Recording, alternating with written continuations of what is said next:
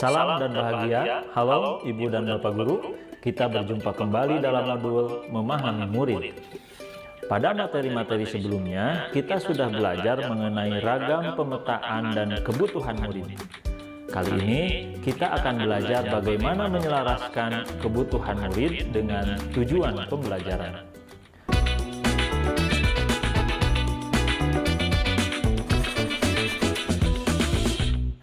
Pertama-tama, mari kita simak Pak Usro, guru SD kelas 4. Sepertinya beliau sedang kebingungan. Ada apa ya? Setelah melakukan asesmen diagnostik untuk mapel IPAS kali ini, berarti ada 40% murid saya belum paham wujud zat. 50% sudah paham, dan 10% bahkan sudah bisa menyebutkan beberapa bentuk perubahan zat sederhana. Saya harus lakukan sesuatu agar setiap murid saya tetap dapat belajar dengan nyaman dan sesuai perkembangannya. Saya harus lihat dulu tujuan pembelajarannya.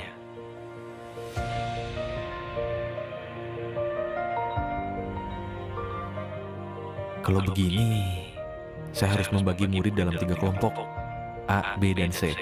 Kemudian saya sesuaikan tujuan pembelajarannya sesuai dengan hasil asesmen diagnostik. Ya, kira-kira nanti begini kelompok dan TP-nya. Mudah-mudahan dengan begini, murid-murid saya dapat belajar sesuai kemampuannya.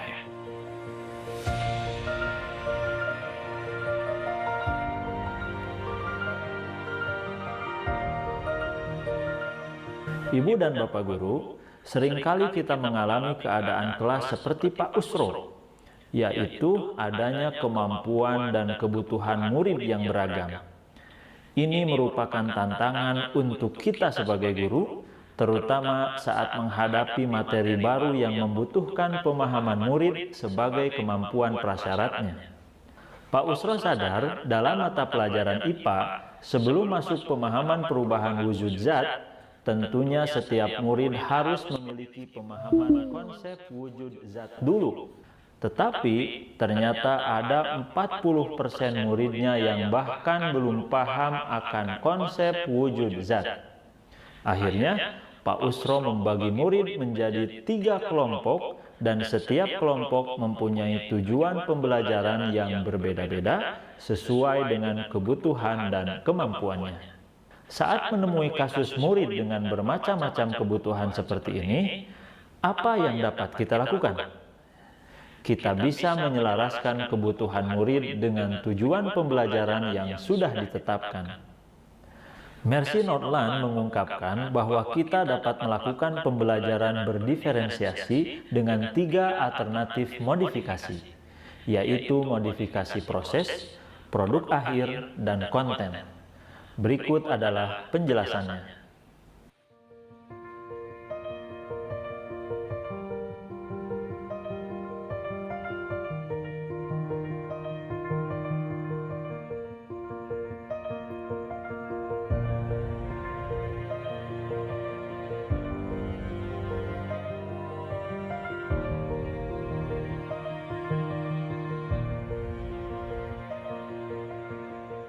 Dengan adanya 3 model diferensiasi ini, maka Ibu dan Bapak Guru dapat menyesuaikan tujuan pembelajaran, konten pelajaran, ragam aktivitas, bahkan produk akhir murid sesuai dengan kebutuhan, minat, dan kemampuan mereka.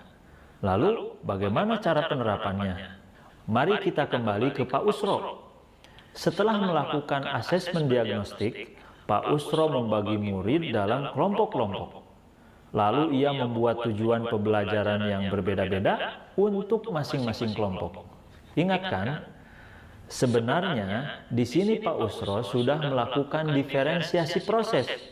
Pak Usro tetap memenuhi kebutuhan murid agar mereka belajar sesuai kemampuan dan levelnya masing-masing. Sehingga tidak ada murid yang dipaksa untuk mengerti suatu konsep yang bahkan pengetahuan prasyaratnya saja belum dikuasai. Kedepannya, pengelompokan ini akan membantu Pak Usro dalam melakukan diferensiasi produk akhir dan konten. Yuk kita lihat kembali kelas Pak Usro. Selamat pagi anak-anak. Untuk membantu kita belajar dengan mapel IPAS, kita akan bekerja dalam kelompok. Silakan duduk sesuai kelompok. Materi kali ini adalah wujud zat dan perubahannya. Kita akan mempelajari ragam zat benda, perubahannya, dan faktor yang mempengaruhi. Kita juga akan belajar bagaimana perubahan zat benda ini dapat membantu kita dalam kehidupan sehari-hari. Dengan penjelasan seperti itu, kira-kira hal apa yang ingin kalian ketahui terkait materi ini? Silahkan diskusikan nanti ya. Sebelumnya, Bapak mau info bahwa kita akan membuat proyek berkelompok. Proyeknya adalah produk akhir atau hasil karya akhir yang ingin kalian lakukan di akhir materi ini. Misalnya, kalian ingin menceritakan proses perubahan wujud zat saat membuat agar-agar. Atau membuat demonstrasi perubahan wujud agar-agar juga boleh. Proyek dapat berbentuk video, lagu, komik, dan lain sebagainya. Diskusikan proyek apa yang ingin kalian buat dalam kelompok ya. Wah, menarik sekali.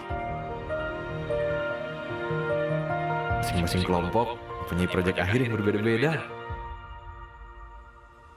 Hal yang ingin diketahui juga berbeda-beda. Bapak senang sekali membacanya. Baik, apakah semuanya masih ingat dengan rencana proyek akhir kalian? Untuk membantu kalian, hari ini akan Bapak beri pertanyaan panduan. Nanti silahkan diskusikan dengan anggota kelompoknya masing-masing. Untuk membantu kalian, Bapak juga sudah sediakan beberapa alat peraga, poster, buku teks, dan juga video di meja depan sini. Silakan pergunakan dengan baik saat diskusi berlangsung. Tentukan peran dalam kelompok untuk membantu kalian berdiskusi. Baik, ini panduan untuk kelompok A. Ini panduan untuk kelompok B. Ini panduan untuk kelompok C. Wah, komplit sekali. Pak Usro sudah melakukan ketiga diferensiasi untuk menyelaraskan kebutuhan murid dalam kegiatan belajar di kelas.